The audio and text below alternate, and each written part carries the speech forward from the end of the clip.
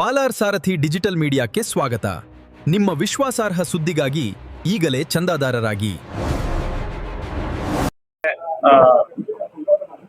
3 ವರ್ಷದ ಕಾಂಗ್ರೆಸ್ ನೇತೃತ್ವದ ಸರ್ಕಾರದ ವೈಫಲ್ಯಗಳ ಮಾಲಾರ್ಪಣೆ.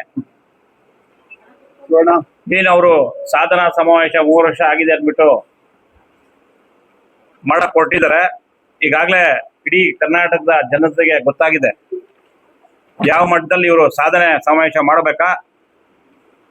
ಇವರು ನಾ ಕೊಡೆ ನೀ ಬಿಡೆ ಆ ವ್ಯವಸ್ಥೆಯಲ್ಲಿ ಈ ನಮ್ಮ ಹಳ್ಳಿ ಭಾಗದಲ್ಲಿ ಮೂಲೆ ಕೊಡು ಮೂಲೆ ಹತ್ಕೋಗು ಇತ್ತು ಭಾಗ ಅಂತಾರೆ. ಆ ತರ ಒಂದು ವಾಕ್ಯದಲ್ಲಿ ಇವತ್ತು ಸರ್ಕಾರ ನಡೆಸ್ತಾ ಇದ್ದಾರೆ. ಏನ್ ರೈತರ ಆತ್ಮಹತ್ಯೆಗಳಲ್ಲಿ ಕರ್ನಾಟಕ ಇವತ್ತು ಫಸ್ಟ್ ಇದೆ. ಗ್ಯಾರಂಟಿ ಯೋಜನೆಗಳಿಂದ ಎಂಟೈರ್ ಕರ್ನಾಟಕ ಇವತ್ತು ಅಭಿವೃದ್ಧಿಗೆ ಕುಂಠಿತ ಆಗಿದೆ. ಅದು ಎಲ್ಲರಿಗೂ ಗೊತ್ತಿರೋದೆ. ಅಭಿವೃದ್ಧಿ ಕಾಮಗಾರಿಗಳಿಗೆ ಹಣನೇ ಬಿಡುಗಡೆ ಮಾಡ್ತಾ ಇಲ್ಲ.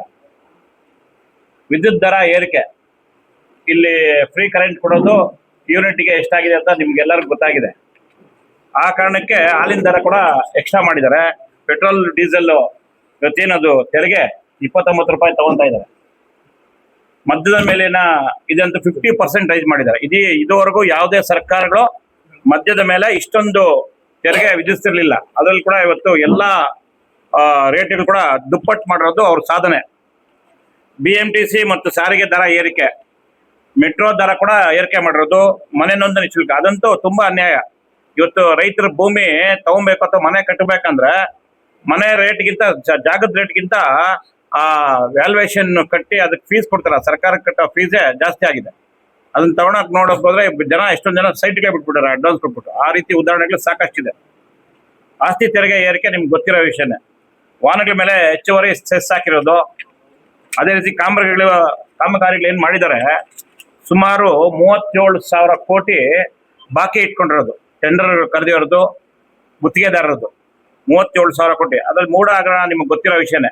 ಹಗರಣ ಮಾಡಿ ಮತ್ತೆ 12 ಸೈಟ್ ವಾಪಸ್ ಕೊಟ್ಟು, ವಾಲ್ಮೀಕಿ ಹಗರಣದಲ್ಲಿ 100 ಕೋಟಿಗಿಂತ ಹೆಚ್ಚು ದುಡ್ಡು ಹೊಡೆದು ಬೇರೆ ರಾಜ್ಯಗಳಿಗೆ ಎಲೆಕ್ಷನ್ಗೆ ಅಮೌಂಟ್ ಕಳಿಸ್ಕೊಟ್ಟು ಅದು ಒಪ್ಕೊಂಡಿದ್ದು ಆಯ್ತು ಸಿದ್ದರಾಮಯ್ಯ ಅವರು. ಅಯ್ಯೋ 200 ಕೋಟಿ ಅಲ್ಲ 100 ಕೋಟಿನೇ 80 ಕೋಟಿನೇ ಅಂತ.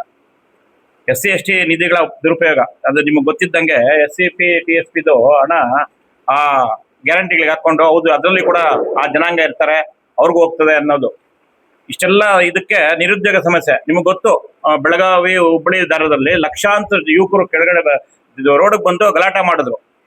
ನಮ್ಗೆ ಇವ್ರು ಬಂದು ಕಳೆದ 3 ವರ್ಷಗಳಲ್ಲಿ ಒಂದೇ ಒಂದು ಉದ್ಯೋಗನ ಕನ್ಫರ್ಮ್ ಮಾಡಿಲ್ಲ, ಯಾರಿಗೂ ತಗೊಂಡಿಲ್ಲ ಸರ್ಕಾರ ಸೇವೆಗೆ ಅಂತ. ದೊಡ್ಡ ಹೋರಾಟ ಆಯ್ತು. ಅದು ಕೂಡ ಸಿದ್ದರಾಮಯ್ಯನವ್ರಿಗೆ ಕ್ಯಾರೆ ಅಂದಿಲ್ಲ.